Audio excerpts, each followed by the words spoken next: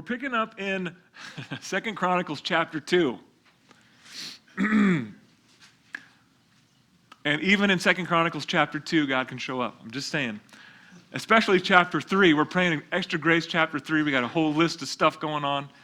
But we're in this season, this section of really it's just the historical count of the nation of Israel. And I personally really like the Old Testament and how it connects and fits to the New Testament and how it points so often to Jesus and points to the work that God is going to do through Jesus, or he has done now. But that's in the Old Testament, it's looking forward. But there's another little part that I like, and it's that there is a whole nation that is here today, it wasn't too long ago, but is here today called Israel, and this is its history.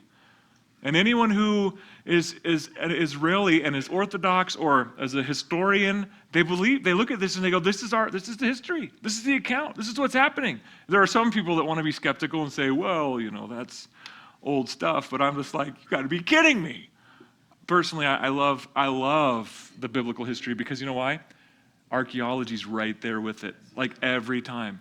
Well, the walls falling down was probably metaphorical, and then they find Jericho, and guess what? The walls fell down, and things caught on fire, just like it burned, and there's all the things that are in the historical account biblically are there archaeologically, and to me, I go, that's what's up, right? I believe the truth.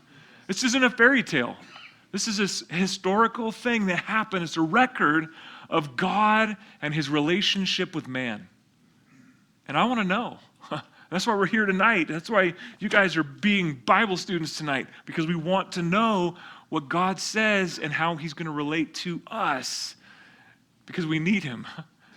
I don't know about you, but I want a relationship. We want a relationship with God. Lord, meet us. So anyways, this is a part of what's going on. So 2 Chronicles chapter 2, grab your Bibles, turn there with me. If you need a Bible, you can raise your hand. Somebody will get a Bible in your hand. But this far, up to this far in Chronicles, well, really just 2 Chronicles. 1 Chronicles was David, 2 Chronicles, King Solomon. And he started last week, we looked at it, he started his reign, his kingdom, if you will, with an awesome worship service. It was awesome. It was just, to me, it was amazing. He got all the elders together, the leaders together, had this worship service. He burnt 1,000 burnt offerings at the bronze altar at Gibeon, the one that Moses had made. And so he went to that tabernacle that Moses had made, and he worshiped the Lord. And after he worshiped the Lord, God showed up, and remember, God asked him something. Basically said, tell me what you want. Anything you want, let me know what you want. And Solomon, he's young at this point, but he had a great, solid answer. It was a humble answer. He said, I really just want to be wise so that I can rule over your people well, which we saw was just an absolute amazing, great thing. And then so God blessed that, gave him wisdom, also gave him riches. And so we saw right off the bat what he did after that was to go ahead and start a horse trading business with Egypt and start multiplying horses and start multiplying gold, and made gold and silver as common as rocks in Israel. So he's had a great start, and then we saw he had a bad start too, because he started doing things that go in opposition to what God told him to do in Deuteronomy 17:17. I believe it's 17:17. So anyways, we saw him go against that, and at this point, he gives us that nugget of information, and now we're kind of going back to what happened next after that worship session that happened, and that is that Solomon is finally now going to begin to build the temple that David spent the end of his life gathering materials for and preparing for, and it was all the whole thing that was on his heart, right? So anyways, oh my goodness, a whole lot of stuff from last week. But this is what we're going to look at tonight. So look at chapter 2, verse 1 of 2 Chronicles with me, and it says this: Then Solomon determined to build a temple for the name of the Lord and a royal house for himself. And Solomon selected 70,000 men to bear burdens, 80,000 to quarry stone in the mountains, and 3,600 to oversee them. So I mean, Solomon, he just starts this effort. He begins this effort by getting a whole bunch of people, getting some work crews together, and starts putting them in order and setting rulers and leaders over them, which is what you have to do. I mean, sometimes I think I look at a project like that and think, I can't do it, right? It's just overwhelmingly huge. How in the world are we going to do this? But Solomon, if you look there at the beginning there of verse 1, Solomon was determined to build this house. He had determination. He said, I am going to build a temple. David set it up. Dad set it up. I'm going to build a temple for the name of the Lord. So just for clarity for myself, I looked up the word determination, or the definition of determine. And it says, to cause something to occur in a particular way, or to be decisive, to be the decisive factor in. To be the decisive factor in, or to firmly decide. So Solomon looks at this project, he looks at this work, and he says, I'm determining to build a temple for God. And he has everything else, but when I look at this, he's got the list, he's got the things, he's got the how-to, the plans, he's got all that from David. We saw that toward the end of the last book in 1 Chronicles. But when I look at this, any work that we desire to do for the Lord, we've got to have some determination. We got to have some determination. And I think about church history, over the years of the church, over the years of the history of the church, I think about what God has accomplished at the hands of determined men and women. I mean, one of the ones that just pops off in my mind is Paul. Paul, I mean, he was gifted, but he went through some difficult trials, but at the same time, he was determined to do everything he could do to share the gospel, to make the gospel available. He was determined to do everything he could to serve. And what an awesome, powerful thing. And I'm thankful for those. I mean, there's lists of people. I think of Paul. I think of Spurgeon. I think of Luther. There's so many people throughout history that were determined people. And I think first and foremost, they were determined to have a relationship with the Lord. They were determined to have a walk with God, a real relationship with Jesus, and then he did the work through them. But I just look at that and I go, God, I want that in my life. I want to be somebody set on Jesus. And if somebody else says, hey, look over here, I'm like, nope, I'm set. I'm focused, I'm looking, I'm going, I'm heading in a direction. I want to follow the Lord. And Solomon, he had to put off a lot of things to do this one thing. And this is just something that we look at in life and go, Lord, help us to get rid of things that are for the thing that is right? I mean, sorry, just what came to mind. But that's it. So at this point, Solomon is determined to build this house and it says there, for the name of the Lord. And we're going to see that here in just a second. So he gets these workers in order, and then he gets on the phone to the lumberyard, and that's what he does next. In verse 3, and Solomon sent to Hiram, the king of Tyre, saying, as you have dealt with my father David and sent him cedars to build himself a house to dwell in, so deal with me. So he's wheeling and dealing to Hiram. Behold, I am building a temple for the name of the Lord my God, to dedicate it to him, to burn before him sweet incense for the continual showbread, and for the burnt offerings morning and evening, on the Sabbaths, on the new moons, on the set feasts of the Lord our God. This is an ordinance forever to Israel. So Solomon, he sends to Hiram. He's asking for this place, for help, for cedars, for material to build this temple. And he says a few things in here that I like. The first thing he says is he's building a house or a temple for the name of the Lord, which is to represent who God is. And the kind of contrast I want to bring is, it's not a house for him to live in. This isn't like, I'm building God a home. It's going to be great. It's going to have a nice sofa, recliner, big screen TV. Absolutely not. He's building a temple for his name, and then he describes or defines what they're going to do. People are going to come, and they're going to get right with God at this house. It's going to be a place of worship at this, I call it a house, but let's see, does he say house there? Temple. He calls it a temple. So he's building this place. It's a temple. It's a place of worship. It's not a place, and the contrast is, in that day and age, in the other religious belief systems where they had these other gods, their temples were where they lived, right? Their temples are where they live. So if you want to go find out if whatever God it is, you go to that temple and you pray to him at the temple because that's where he lives. And if you're out of country or out of temple and you pray somewhere else, he probably won't hear you because he's regional and he's limited, and that's where he lives.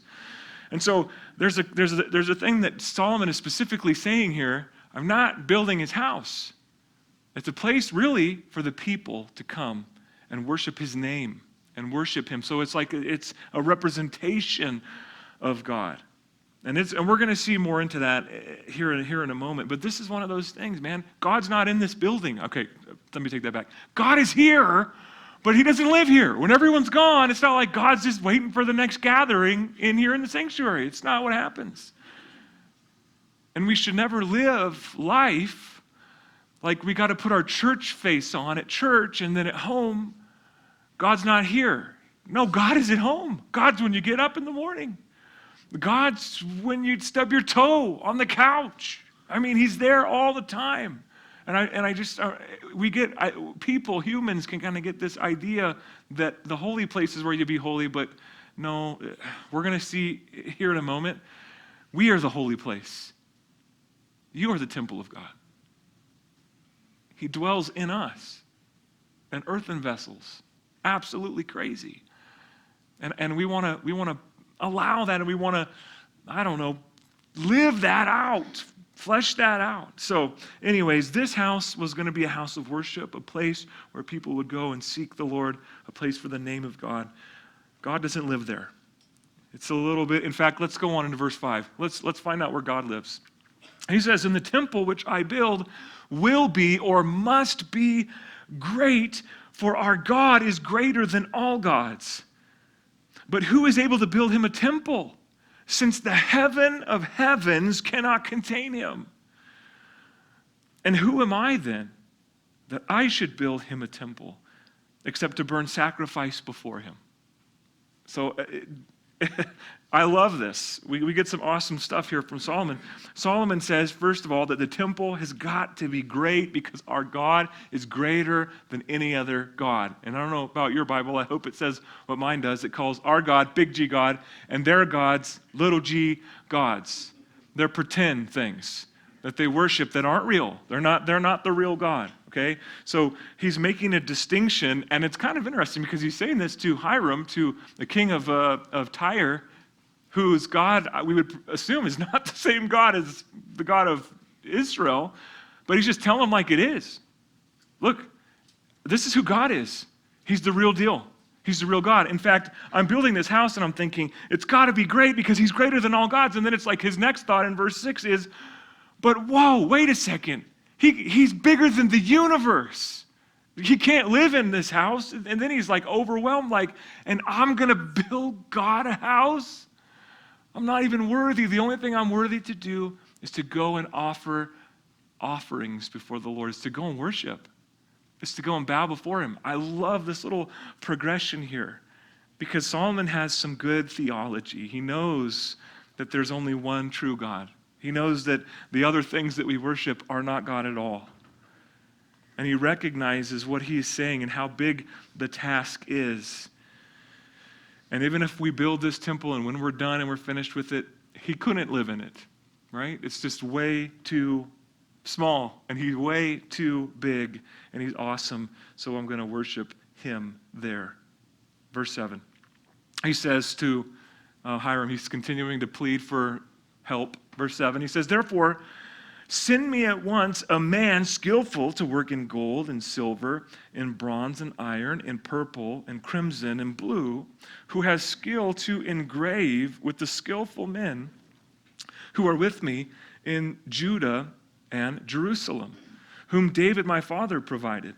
Also, send me cedar and cypress and algum logs from Lebanon, for I know that your servants have skills to cut timber in Lebanon. And indeed, my servants will be with your servants to prepare timber for me in abundance. For the temple which I am about to build shall be great and wonderful. And indeed, I will give to your servants, the woodsmen who cut timber, 20,000 cores of ground wheat, 20,000 cores of barley, 20,000 baths of wine, and 20,000 baths of oil. So Solomon calls out for a few things. First one he says is, give me a skillful man. And it's interesting that he says a skillful man. I don't know if he already has somebody in mind when he's sending this request, because we're going to see the request get answered shortly. But that dude is like crazy good. He's doing everything, right? Send me a guy who can work in gold and silver and bronze and iron and purple and crimson and blue, skill to engrave, and then skillful men. So he's asking for one guy that does everything. For me, I kind of consider myself a jack of a lot of trades, but I'm the kind of guy that does a lot of things, and they're all, they're like, okay. It's like, oh, boy, that's great. I'm glad you did that, maybe a little bit. But it's like that on all of them. And this guy is like a jack of all trades, but he's like a pro at each one. It's like Bo knows skills, right? You guys remember Bo Jackson? Anybody? Okay. Maybe not, maybe so. The dude was crazy. I'm just saying, absolutely. He played professional sports like high school. Like, oh, it's basketball season. I'll go in the NBA, and it's baseball season. I'll go play Major League Baseball. Oh, it's football season. And the crazy thing was, he was good. Especially baseball and baseball and football. But anyways, this guy's like the same kind of thing, but it's with all sorts of working with metals. So he's asking for this guy. An interesting thing, I just put this in my notes. This blew my mind when we looked at it in Kings. He's asking for a foreign works craftsman to come in and build the temple of the Lord, which kind of blows my mind. You know the whole Jews and Gentiles kind of not kosher thing and how they don't really like people that aren't Jewish people to come in. But the whole deal here with King Solomon and between him and the Lord is, I want your temple to be, it's about you and the temple. I want the best. It's not about people, it's about you and the temple. We want it to be the best for the Lord. And so it's just an interesting thing to see him kind of reach out across that line. Then, of course, you probably know this already, but there in verse 7, when he talks about purple, crimson, and blue, we're talking about dyes in order to make thread, in order to make the veil and certain garments and stuff. So purple, crimson, and blue, dyeing of thread, to be skillful to engrave. And then, of course, he requests their lumber, and they were just known for the cedars of Lebanon. They were just known for amazing, some of those old, mature, some of the scholars, they like to talk about the trees. Trees are trees, but they're saying 1,000-year-old pieces of timber that were just humongous and amazing. And, of course, all that's going to be to line the inside of the temple, and then we're going to see they gold-plated all. So, whole lot of wood for the inside. Okay, so verse 11, Hiram's answer. Verse 11, King Hiram of Tyre answered in writing, which he sent to Solomon, because the Lord loves his people, he has made you king over them. And Hiram also said, blessed be the Lord God of Israel, who made heaven and earth, for he has given David a wise son, endowed with prudence and understanding, who will build a temple for the Lord and a royal house for himself. So Hiram's on board. And he's even to the point where I don't know if he knows God or he just knows of God, but he really acknowledges him in that little section. He complies. He's going, let's do this. Verse 13, and now I have sent a skillful man endowed with understanding, Huram, my master craftsman. And we get verse 14, an interesting note, the son of a woman of the daughters of Dan. And his father was a man of Tyre. So he's half Jewish. Even, that's a pretty interesting thing. This half-Jewish young man is going to come, and he's skilled to work in gold, and silver, and bronze, and iron, and stone, and wood, and purple, and blue, and fine linen, and crimson. And to make any engraving, and to accomplish any plan which may be given to him. we need this guy, all right? Like, you look at this list and you go, I need him on my team, right? Who is this guy? He can do, basically it says, anything you want done, just give it to Hiram, or Huram. There's Hiram and Huram, so that's a little confusing, but so give it to him, and he'll work with your skillful men, the men of my Lord David, your father. So, interesting. Skilled, talented. And this skilled and talented man is willing to use his talents or allow his skill and talents to be used in the building of the house of the Lord. And it was just one of those things that it was, when I look at this, I see, in my mind, I see this is ordained by God. Like, this man was here for such a time as this. He was present, he was alive, he was skilled. I want to use my skills for the Lord. And I look at that and go, this is awesome. And it was just one guy that was chosen to do this. And the thought that I have on this, what I'm trying to say is we all have different giftings. And I think it would be easy to look at somebody like Huram and go, geez, God, really? You give him everything? And then look at me. What do I get, Lord? And have that kind of attitude, or to begin to become frustrated or complain about this guy with all the talent, and here I am over here, But we need to be faithful in whatever it is that God has called us to do and is calling us to do, no matter what. Whatever it is for us, for our life, whatever thing he's asking us to do, whatever talent he's given, whatever it is. And again, he was just there for such a time as this. And I think about this, to go to Jerusalem, a place about 60 miles away from home, and use his gifts to do the work of God. This was the calling on his life. It wasn't for everyone. It was for him. And I think in our lives, it might not look the same, but we are here for such a time as this. And so we need to have our hearts, our eyes, our hands, everything open. Our shoes on with our whatever it is that God's given us to do in hand and moving. Man, especially, I don't know about you guys, but I look around and I go, he's coming soon, man. It's crazy, right? It's crazy. And what we don't want to do, I just saw a post like right before I came up here about end times. The guy was like, what's the first thing that Jesus warned when he's talking about end times throughout the Gospels? First one, do not be what? Deceived. Do not be deceived. So that we wouldn't be deceived by whatever, I don't know if you know this or not, there's a lot of ideas circulating. There's a lot of different things. We don't want to get tied up in them. We want to get focused on Jesus, not be deceived, keep our eyes on him, walking after him. The enemy wants to keep us worried. What's going to happen? The enemy wants to get us all in a knot, so to speak, and all frustrated and all bent out of shape. But we want to have the peace of the Lord that passes understanding as the things come down the road. Anyways, I went off on a little side trail there. Moral of the story, be used by God, do what he's calling you to do. Verse 15, now therefore, the wheat, the barley, the oil, and the wine which the Lord has spoken of, which my Lord, he says, has spoken of, let him send it to his servants. And we will cut wood from Lebanon as much as you need, and will bring it to you in rafts by the sea to Joppa, and you will carry it up to Jerusalem. So the deal is made. They're going to get a whole bunch of what Israel was known for, was just some fine foods, wine, oil, grapes, all this stuff. They're going to be blessed by receiving these things that Israel has. And then they're going to send these, they're showing how they're going to do it. In my mind, I'm thinking, they probably didn't take these huge lumbers and put them in a raft. They probably tied them all together and floated them down the coast, right? So they float these things down the coast, which again, I think was about, one of the commentaries said 55 to 60 miles to Joppa. And Joppa is like the main port in Israel.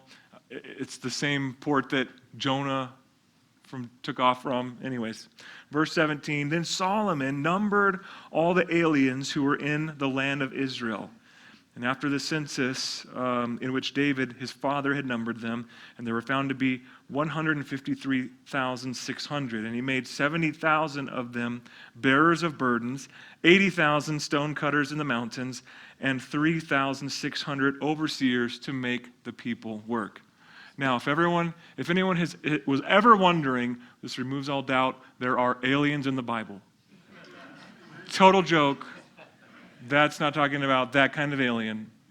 It's only talking about foreign people, foreigners into the country. And so Solomon takes, opportunity to use these people who were from other nations, who saw the benefits of being with Israel, however they ended up there, and he uses them to the work of the Lord. Now, this is one of those interesting things where you look at it and you think there's definitely a cultural aspect to, because it's almost inferring that he's putting them to work for the kingdom.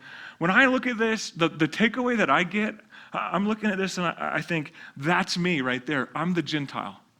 I'm not a Jewish person, I'm a Gentile, but I get to be called by the King for the work of building his kingdom for the Lord. And to me, it's an honor and a privilege that he would call any one of us that even aren't his own special people, but we're still chosen by the Lord. He still bought us, washed us in his blood, and now has qualified us to serve. And it's an honor to be a servant of God.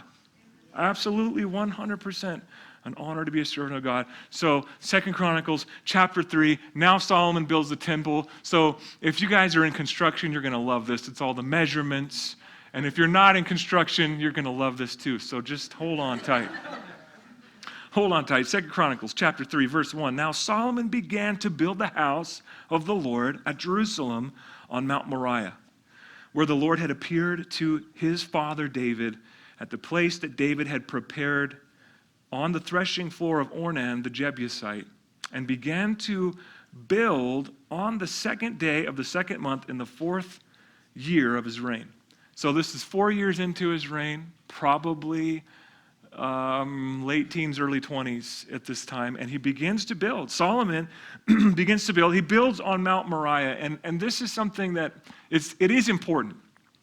It is important because, and it's significant because it's a place that God had chosen over and over throughout time. So I just want to really quickly talk about this location for the temple just for a moment. The first mention of Mount Moriah is in Genesis chapter 22. And it's the history account, the place where Abraham went up to offer his son, who's got a great name, but anyways, Isaac. Sorry. He went to offer his son Isaac. Now, this place is the place that was a picture of God the Father and Jesus. All right, it was a picture. It was like a sign, a foretelling, a prophetical moment in history when Abraham went to offer Isaac, his son, his beloved son, his son of the promise, to offer him as an offering of worship to the Lord, which is pretty crazy. This isn't something God is, if you know this, if you've read in the Old Testament, starting off in Genesis with the first murder, you understand something, that the blood of the innocent is a huge deal to God. He takes note of it.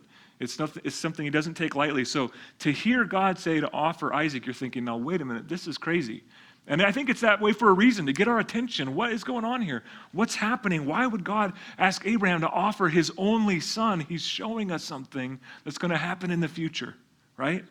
And so he's requesting this of Abraham, that he would offer his son, the son of promise. And so if you remember in the historical account there, they're going up the hill, and Isaac is anywhere from 20s to 30, somewhere in there. He's carrying the wood up the hill, and he's like, hey, Dad, I got the fire, I got the wood. Where's the sacrifice? Where's the offering? And you guys remember the words of Abraham. Abraham said, my son, God will provide himself a lamb for a burnt offering. Those prophetic words of Abraham to Isaac recorded for us, that we would know that the Lord will provide for himself. It says for himself in some translations, but in the King James and in the ASV, it says the Lord will provide himself a lamb. I love it. I absolutely love it. It's that foretelling. And then, of course, they go up there and they get it all ready and prepared, and he's going to kill his son, and the Lord said, stop. And he said, he provided a ram, not the lamb. This is a different offering. He was specifically saying a lamb, the lamb.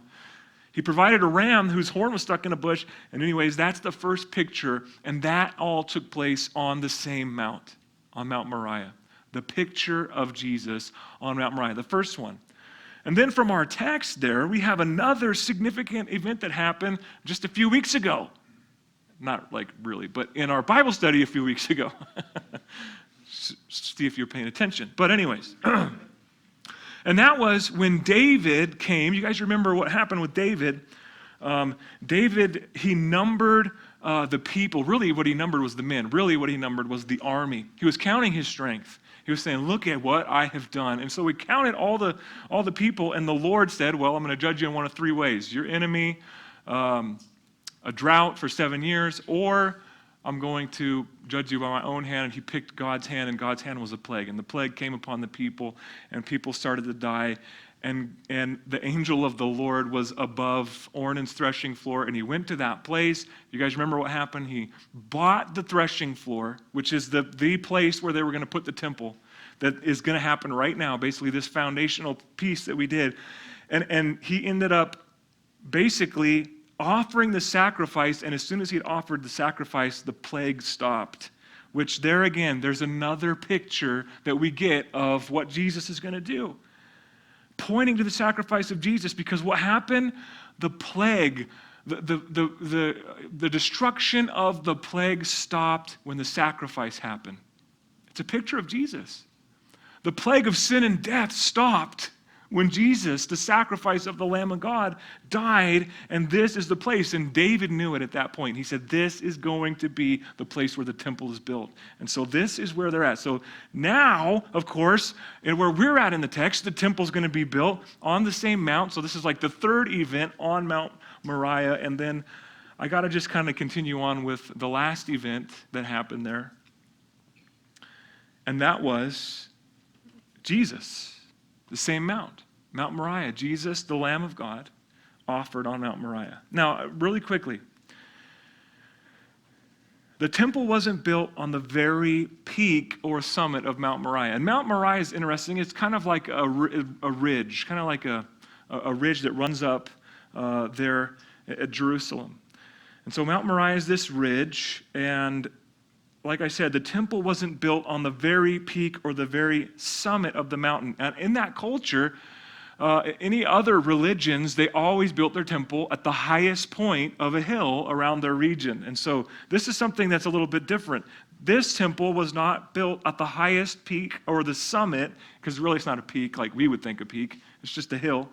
But really, it was not built on the very summit of the mountain. And the reason I would say is this, because it wasn't the most important thing to happen on Mount Moriah.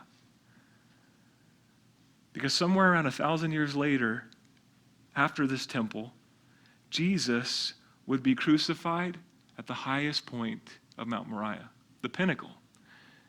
Jesus would be crucified there. The true Lamb of God who takes away the sins of the world would be offered at the summit of Mount Moriah. The most important thing that ever took place on that mountain. And for some reason, God chose this mountain. He chose this land. He chose Israel. And it's up to him. I'm not going to choose it. I'm not going to tell him what to do. And he's chosen this. And I look at this and I go, man, but at the same time, I'm just so glad that he did what he did. I'm so glad that he showed us the pictures. I'm so glad that he said this is what's going to happen through Abraham, through Isaac, through David, through the temple. And the temple we're going to get to see is some amazing pictures of Jesus. But through Jesus, it's the pinnacle. It's the pinnacle of all human history. Jesus dying on the cross is the best thing that has ever happened in the history of mankind. Because he died to save us of our sin. He died to make us right with God. I don't know about you, but being right with God is righter than rain. It is so good. And I'm so thankful for all these pictures through the Old Testament that point to Jesus. Verse 3, this is the foundation which Solomon laid for building the house of God. The length was 60 cubits, by cubits according to the former measure, and the width was 20 cubits. So what we have here is, let me just say this before I get into the technical stuff. The foundation which Solomon laid for building the house of God. Foundations are important. And Paul said, there might be different waterers and planters and builders, but there's only one foundation, and that's Jesus Christ. Amen? And so this foundation, it's important for us as we're building to build upon the foundation of Jesus Christ. But let's get back to the sort of nuts and bolts here. A cubit. A cubit was an old measurement, a style of measuring from the elbow to the fingertip of the longest finger. Everyone that I've ever seen, it's been the middle finger. I don't know if there's a different kind of person out there with a different longer finger, but anyways, the average measurement was like 17 and a half inches. Most people call it 18 inches for a cubit, okay? So it's just a way that they measured. And they made a note in there according to the former measure, which was the traditional Mosaic measurement, because they had already gone into captivity, and they were coming out of captivity when these books were being written. They were coming back into the land, and they had adapted or adopted a different cubit from the Babylonian Empire, like a new cubit 2.0 or whatever you want to say. So anyways, he's saying this is the measurement according to the old way that you guys are familiar with from the Jewish tradition from Moses. So the tabernacle. The tabernacle was 90 feet long, 30 feet wide, which made it to be about 2,700 square feet. So it wasn't a humongous building. In fact, I'm glad that there was no videos on today, but I came out here and I got a tape measure out, right, in this building. And just this sanctuary building, it's 29 feet wide, and it is 70 feet long, all the way from in to the very front doors out there, 70 feet long. So if it was 1 foot wider and 20 feet longer, it would be the exact dimensions of the tabernacle, which actually is smaller than the whole of the building, the whole of our building. So it's not a huge thing. And the reason it's not huge is because they're not trying to fill it up with people. In fact, who goes in there? Just the priests. There's not a lot of people going in there. This building is a place to represent God and his presence and his kingdom and his true kingdom. So anyways, they build this place. It's a place not huge. You would think almost for like you're building a temple for God, it would have to be ginormous, right? So you go up in a spaceship and you could see it. But that's not what it was about. It wasn't about that. So let's keep moving on. Verse 4. And the vestibule, that's the patio, the porch out in front, was out in front of the sanctuary, was 20 cubits long across the width of the house, and the height was 120. So it's funny, 120 cubits would be really, really, really, really high, higher than the rest of it was about 30 feet. That would be way high. I don't know, I didn't try to figure it out, but there was two comments on that. One of them was that was a translation error from one of the translators. It should have been 20 cubits. And the other one was, it was probably some different sort of measuring thing. But that doesn't throw me off. We got models of what it looked like. I don't know if we have any on the slides, but we'll look at some of those models here of what the temple looked like. But these vestibules, or this porch, it wasn't way super higher than the building, just so you guys know. Sorry, I had to put that note in there. He overlaid the inside of this whole thing with pure gold.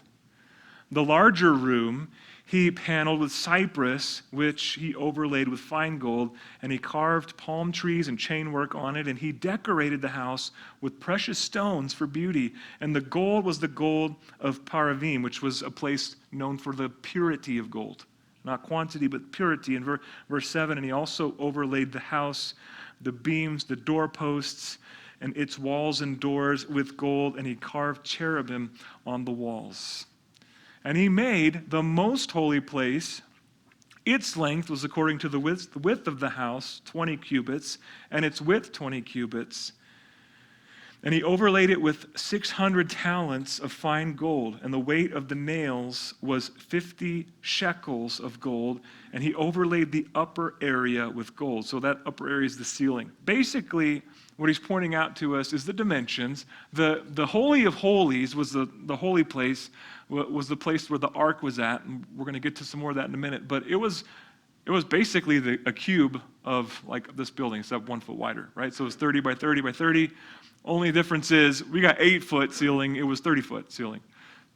So it was an actual cube in the Holy of Holies. But everything inside of it was paneled with gold. And also there were rubies, diamonds, gems, ornaments emplated into the gold. In other words, you ain't never seen nothing like this, right? I mean, you tell me, you ever walked into a house and they were like, oh, we decided to use fine pure gold for wallpaper. No. I mean, you just don't see that. This place was absolutely crazy. And I totally forgot to write down one of my notes about how many tons of gold. I want to say, and I could be totally wrong, I want to say 32 tons of gold used on the temple. There were commentaries that were saying this is the most gold in one place that we've ever heard of in ancient history. I mean, it is crazy amounts of gold. And I mean, yeah, it's cool, there's a whole lot of gold, but really, that's the asphalt in heaven, right? The streets are made of what? It's gold. It's not that it's got to be this because of the Lord. It's that it's this because it's God. And they're just showing, whoa, God is so amazing and pure and awesome. And no one's even going to use this gold. It's just the wallpaper because it's the glory of God.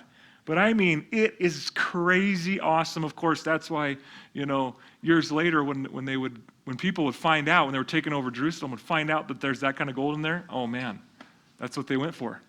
Let's go take the shields and the gold out of the temple. And you guys remember in Jesus' day when he walked by the temple and the guy said, look at the temple. And he said, let me tell you, not one stone's going to be left on another. Why? Because they lit the place on fire. The gold melted down into the cracks, into the stones that made up the walls, and they disassembled that whole temple 70 years after Jesus to get the gold. And his prophecy came completely true.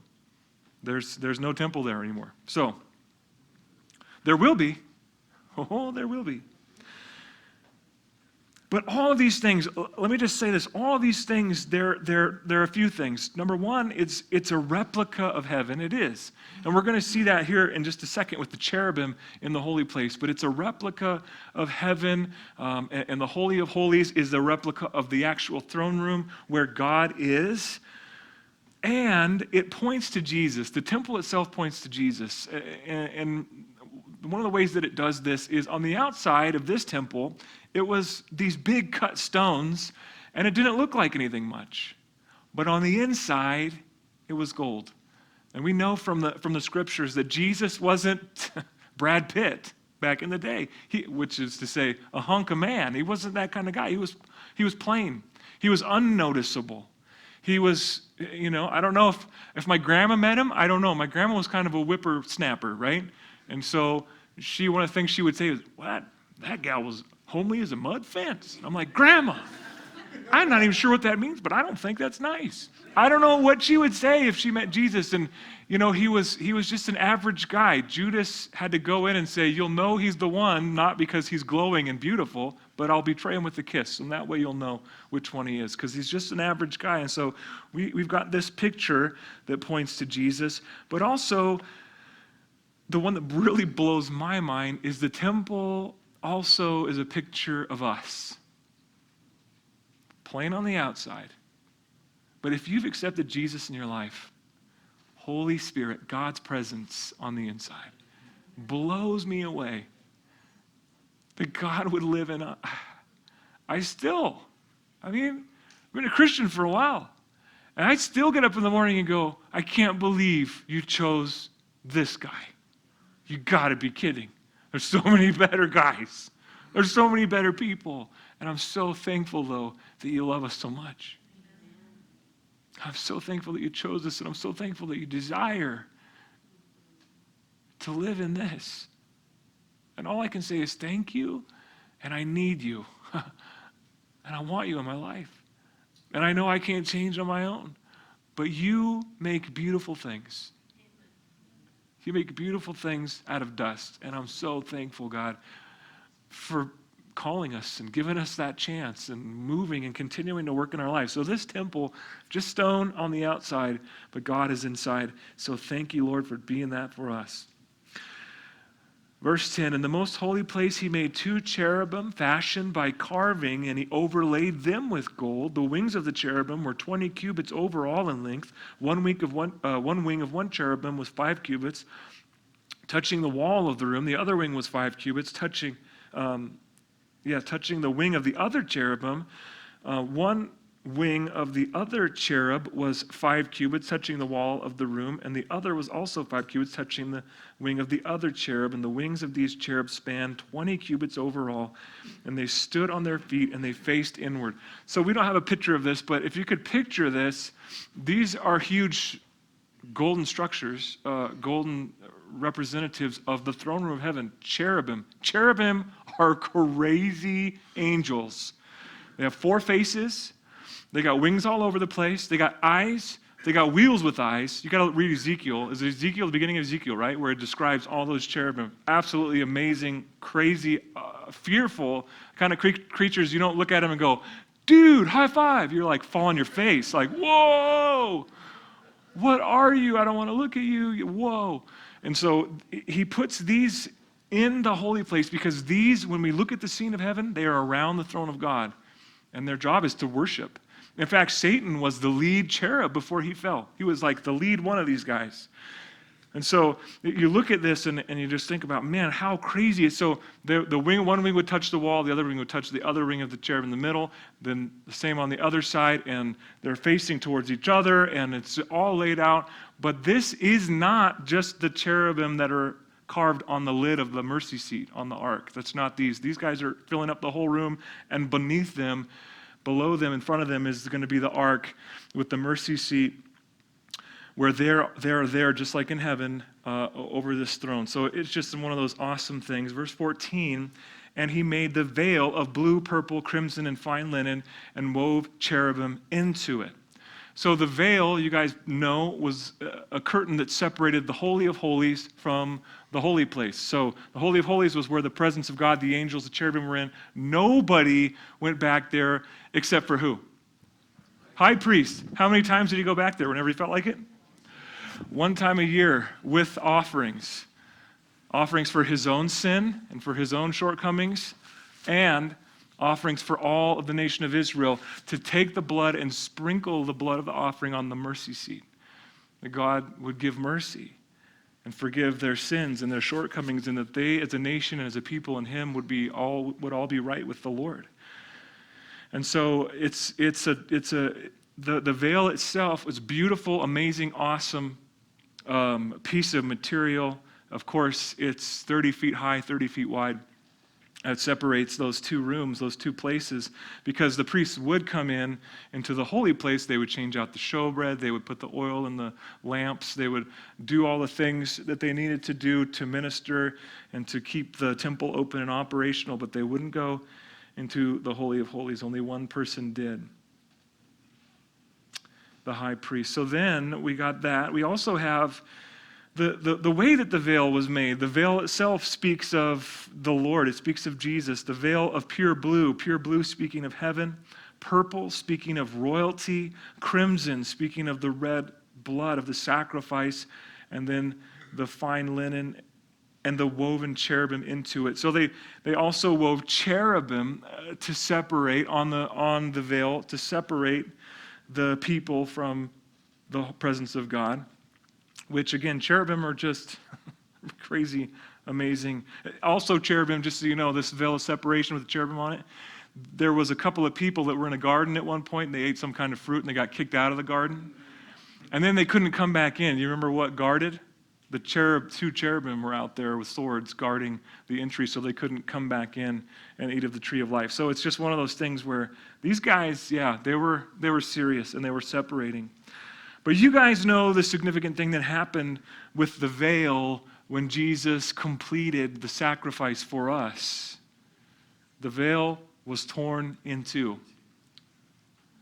I've gone through a couple of the commentaries on the width of the veil. It's 30 by 30, but the width, like hanging-wise, they're saying between 12 and 18 inches thick. Have you ever tried to rip a phone book? You ever just thought, you know what? If that guy on TV can do it, give me the phone book. So there's some kids in here going, what's a phone book? Yeah. But anyway. I'll tell you what a phone book is. When you can't reach the table, it's a booster seat. That's what you do. Like, what's the booster seat? No, anyways, they know what those are. So, to tear this thing in 2, it's an impossible feat. Of course, for God, that's like whatever kind of paper that you put into a present. What is that? And you stuff it in a bag? There you go. Tissue paper. For God, tissue paper. This is like charades.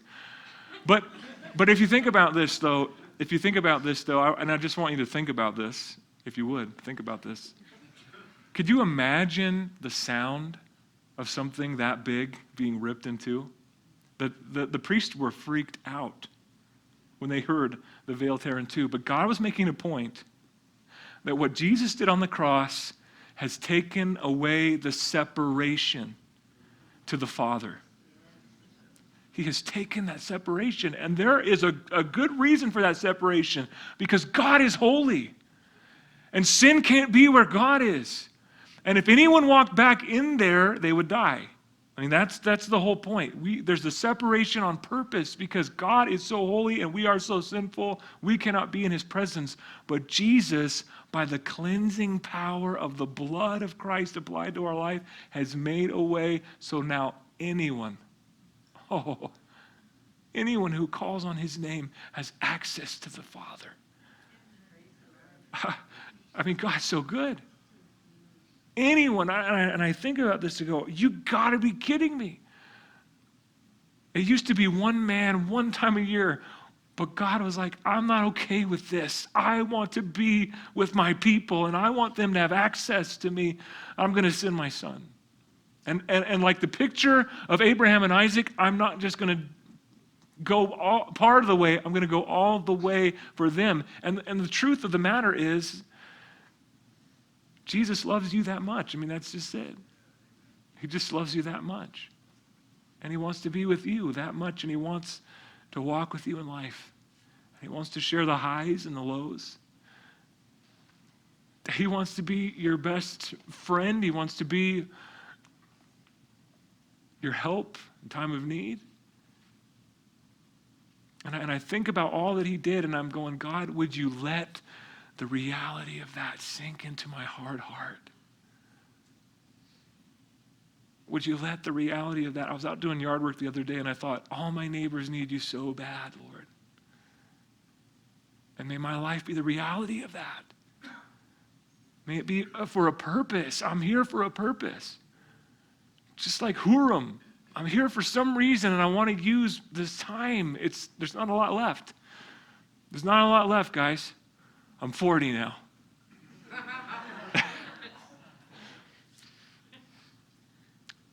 But God did so much to allow us this access. Lord, help us not to waste it. Help us not to waste what you did. Lord, help us to be close. Help us to want more of you in our lives. And I was going to finish chapter 4. I'm not going to do it. Let's just end chapter 3, verse 15. And also he made for the front of the temple 2 pillars, 35 cubits high. And the capital that was on the top of each of them was 5 cubits. And he made wreaths of chain work as in the inner sanctuary, and he put them on top of the pillars. And he made 100 pomegranates, and he put them in the wreaths of the chain work. And he set up the pillars before the temple, one on the right hand and the other on the left. And he called the name of the one on the right hand Jachin, and the name of the other on the left, Boaz. So he set up these 2 pillars right outside the doors of the holy place of that tabernacle, of that temple. And Jachin, which means he shall establish, and Boaz, which means he shall strengthen. And so right outside, and I just think, this is what I thought when I was studying through this. One day, I don't know if it's going to be here or not, we're going to have pillars in front of our building that say, he shall establish and he shall strengthen. Because really, without him doing those 2 things, we're in trouble, right? It's got to be him. It's got to be him. He's got to establish. He's got to be and that's what that whole, the importance of this temple is. The whole thing is about the work that God does in allowing us to be right with him, in forgiving our sins, in forgiving our breaking of his law. It's such a beautiful, awesome, merciful picture. And you know, sometimes this is hard reading. So I'm thankful that you guys come in here on Wednesday night and check out the Old Testament and these amazing, beautiful, marvelous pictures that God has put in his word for us to see. I'm just thankful because there's a lot of people that won't even read this part. Like, well, I think I'll read John. But I'm just glad. So thank you guys for coming. Let's all stand together as we close this evening. But let's pray. God, we thank you so much for your faithfulness. God, we thank you so much for what you did, that there's no longer a veil. God, that there's no longer separation because you took on that cross my sin and you bore it. And you took the judgment, the wrath of God, the word says. You took the wrath of God for my sin upon yourself, the innocent Lamb of God, so that I could have direct access to the Father, so that I could be filled and be the temple of the Holy Spirit. Jesus, we just want to thank you again. We want to say thank you and acknowledge the goodness, Lord, and we want to be worthy. I had this at the end of the whole study of chapter 4, but God, when I look at the detail, all the little things that you did and the carvings and the engravings and the things, all of them prepared for your sanctuary, I think, God, if I'm the temple, what am I doing if I'm not preparing myself? If I'm not setting myself apart for your presence and to be used by you, God, forgive me for when I fail in those areas, and God, help me. I want to be used and filled by you. And any goal in my heart is not of myself, because every good and perfect gift comes from you, Father. And so, Lord, thank you, thank you, thank you. We praise you tonight. And Lord, prepare me to be a sanctuary, pure and holy, tried and true, and with thanksgiving, I'll be a living sanctuary for you. God, we thank you tonight. Lord, help us to be that, Lord. Help us to walk holy, for you are holy. God, to be in communion and in tune with you. Again, thank you. We praise you tonight. In Jesus' name, amen. Amen. God bless you guys.